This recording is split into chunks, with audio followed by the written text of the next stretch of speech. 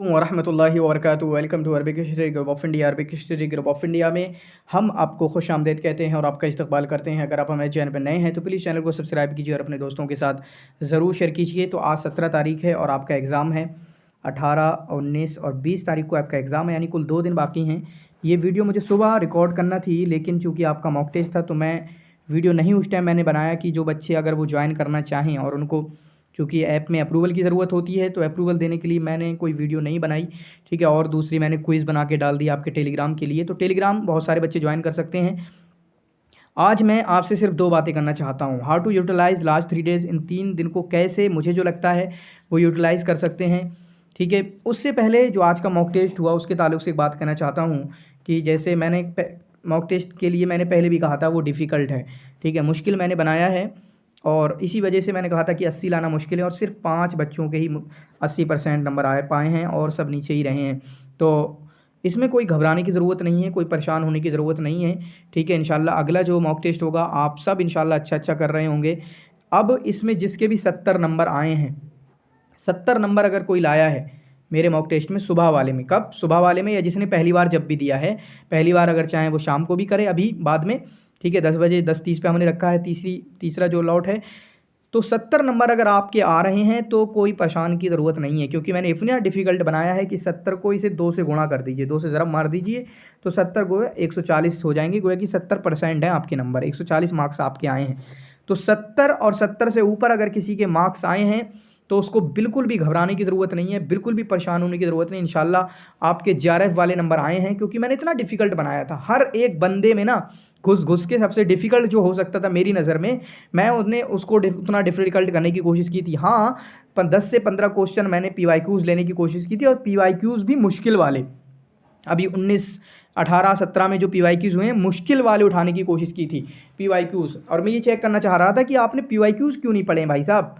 PYQs नहीं पढ़ेंगे तो क्या पढ़ेंगे आप, ठीक है। सबसे पहले PYQs से शुरुआत करना चाहिए, और PYQs में एक क्वेश्चन भी ऐसा नहीं होना चाहिए जो हमें आता नहीं हो।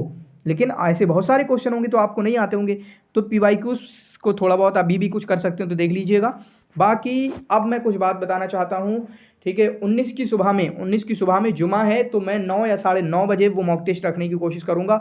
उम्मीद करूँगा कि आप सब लोग उसको ज्वाइन करेंगे। बाकी जो मॉक टेस्ट की वीडियो है लिंक वही रहेगी, उसी से ज्वाइन कर सकते हैं या टेलीग्राम पे हमारा जुड़ सकते हैं, ठीक है। तो 19 तारीख को इंशाल्लाह 9:30 बजे या 9 बजे से या 10 बजे से, क्योंकि जुमा है तो बहुत ज़्यादा लेट नहीं कर सकते हैं, इस वजह से इंशाल्लाह हम जो है अपना मॉक टेस्ट रखेंगे। दूसरा ऑल इंडिया मॉक टेस्ट रहेगा, उसमें सब लोग ज्वाइन कीजिएगा। अब इसमें मुझे क्या बताना है, देखें रिवीजन ही करना है। अब पहली बात तो बहुत ज़्यादा टेंशन नहीं लेना है, क्योंकि असल में क्या है, जब टेंशन में पढ़ा नहीं जा रहा है, मुझसे भी हुआ है सब कुछ, घबरा गया था। मैं बताऊँ आपको, जैसे अभी सर की एक वीडियो जल्दी में आई थी कि आपको लगता होगा पता नहीं क्या होगा।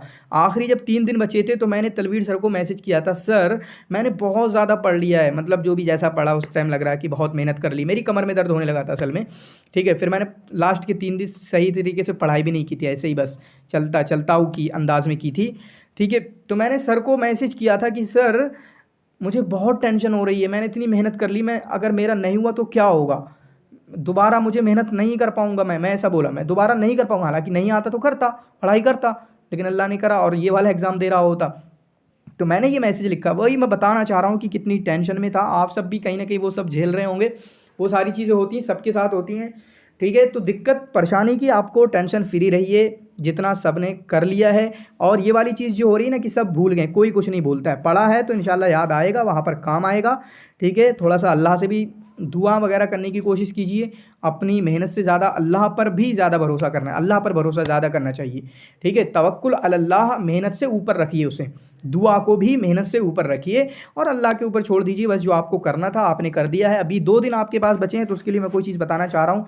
जिसको थ्योरेटिकली रिवाइज़ करना है वो रिवाइज़ करें, लेकिन एक चीज़ आप समझें, ये काम ज़रूर कर लें, वरना वो सब वेस्ट चले जाएंगे। आपने टेस्ट सीरीज़ ज्वाइन की थी ना, टेस्ट सीरीज़ मेरी टेस्ट सीरीज़ है, या फिर पेपर 2 के लिए, मैं चलो पेपर 2 के लिए बात कर रहा हूँ, मैं मेरी टेस्ट सीरीज़ ज्वाइन की थी, या आपने बहुत सारे टेलीग्राम चैनल ज्वाइन कर रखे थे, वहाँ पर आप क्विज़ वगैरह अटैम्प्ट करते थे।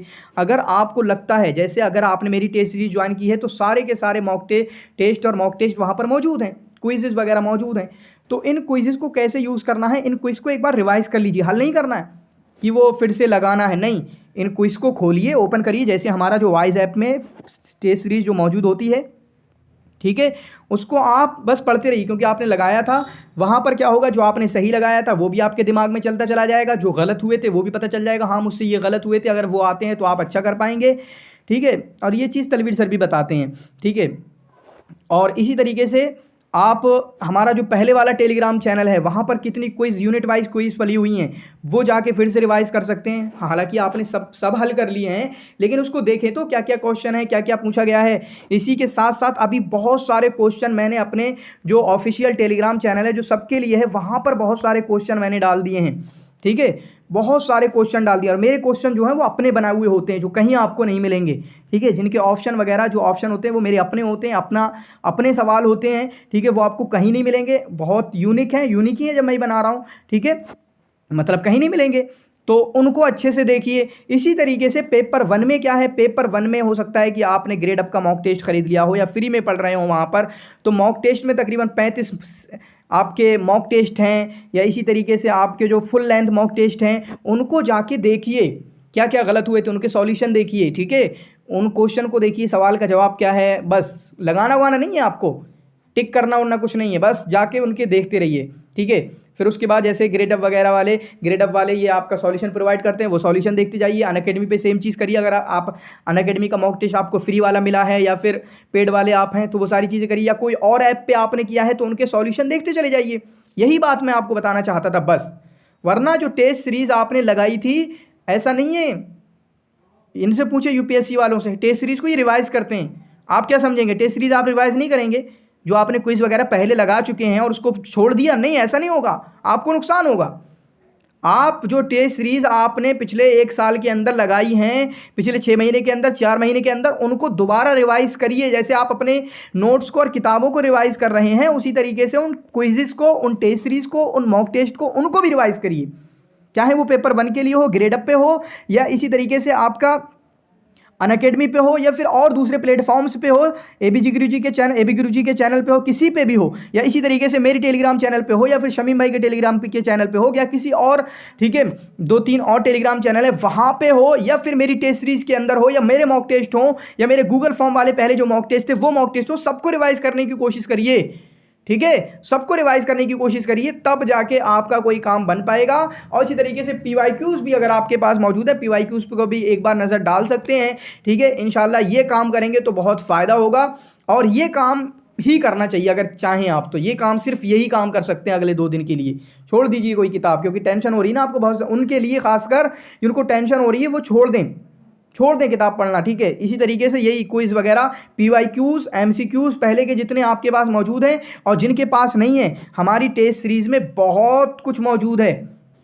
ठीक है, हमारी टेस्ट सीरीज़ जो है मैं आपको टेलीग्राम भी दे दूंगा, इस टेलीग्राम जो प्राइवेट था हमारा, और इसी तरीके से जो वाइज ऐप पे है, अगर किसी को ज्वाइन करना हो आप में से तो मुझे आप मैसेज कर सकते हैं, 2 दिन में उनसे फ़ायदा उठा सकते हैं।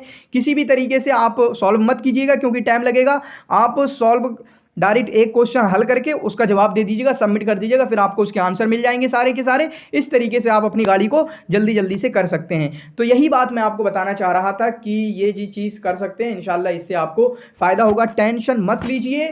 ठीक है, और अभी मैंने 3 दिन का बताया कि मैंने अच्छे से कोई पढ़ाई नहीं की थी लास्ट 3 दिन में, और आखिरी दिन में तो बिल्कुल भी छोड़ दिया था, मैंने बिल्कुल छोड़ दिया था। आखिरी दिन का मतलब क्या है, 24 को हमारा एग्ज़ाम था ना दूसरी शिफ्ट में।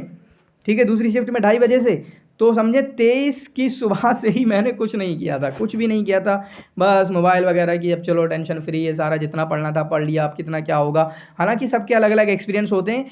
मैंने एक वीडियो में जिक्र भी किया था नवदीप मैम के साथ जो मेरा वो हुआ था, तो वहीं पर एक दूसरी लड़की ने कहा कि नहीं मैंने तो जिस तरह जो आखिरी रात में जो पढ़ा था मुझे बहुत फ़ायदा हुआ।